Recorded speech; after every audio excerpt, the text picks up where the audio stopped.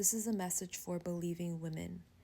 We are not to rebuke unbelievers, atheists, agnostics, Buddhists, anyone that doesn't slap on the label that they believe in God. So before you sit there and point the finger, just remember that there's always 3 fingers pointed back at you. So by what measure you judge, you will be judged in return. So quit being self-righteous and prideful. And take a look in the mirror and realize that the reason why we even have atheists is because of you. It's because of me. It's because of our pastors in the churches that aren't preaching repentance and obedience to the ancient paths, the good works ordained of old. And because of that, these atheists, these unbelievers, these agnostics can smell the hypocrisy from a mile away, and they want nothing to do with the churches. And the craziest part about all of this is that they're more than likely going to make it into the kingdom before you self-righteous women do. We're called to judge not according to appearance, but judge righteous judgment. The measure you judge, you will be judged in return.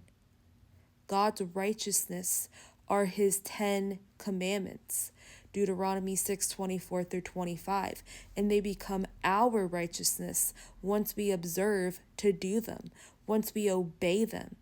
Psalm 119, 172, my tongue shall speak of thy truth, for all thy commandments are righteousness.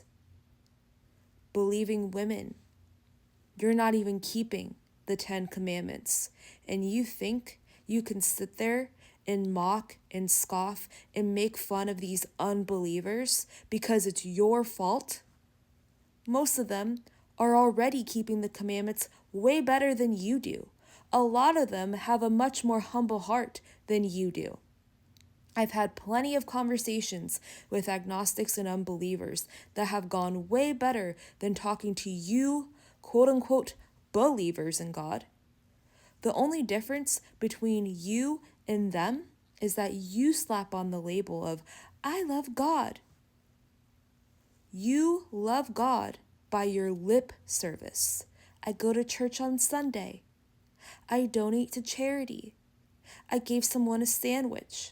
Those are all self-righteous works, and self-righteousness is a smoke in God's nose. And this is why you have these atheists and unbelievers mocking you and making fun of you, because you look ridiculous. And we can see in 1 Corinthians 5, verse 12 through 13, for what have I to do with them that are also without?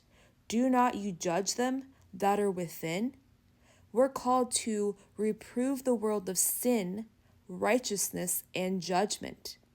We are supposed to rebuke other believers.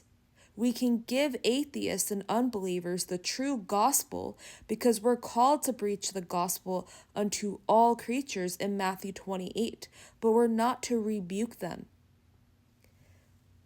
But them that are without God judgeth. So God judges those that don't believe in him. Therefore, put away from among yourselves that wicked person. That wicked person. You need to do some self-reflection. You need to get into your word, and you need to come to the Father with a humble and repentant heart, one that fears and trembles at his word and recognizes the error of your way, before you sit there and go judge unrighteously day in and day out. You're just a bunch of cowards that love to sit behind a screen, making fun of everybody online. Meanwhile, you have a wicked heart. The heart is deceitful above all things and desperately wicked. Who can know it? Jeremiah 17:9. And then it says, I search the reins of the heart, and that is God himself. He knows your heart, and it's disgusting. You need to buckle up.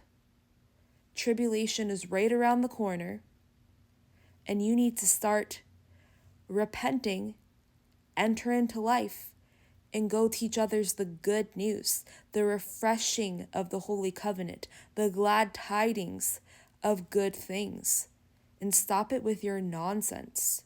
Stop judging someone because they have tattoos, because they smoke, because they drink. Those of us that keep the commandments and teach others to do the same, there's no law against us.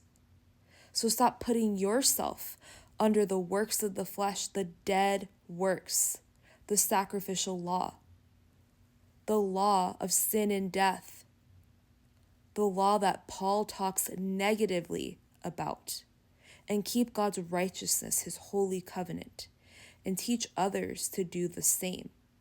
His righteousness, his everlasting covenant, the covenant of peace, the law of life and liberty,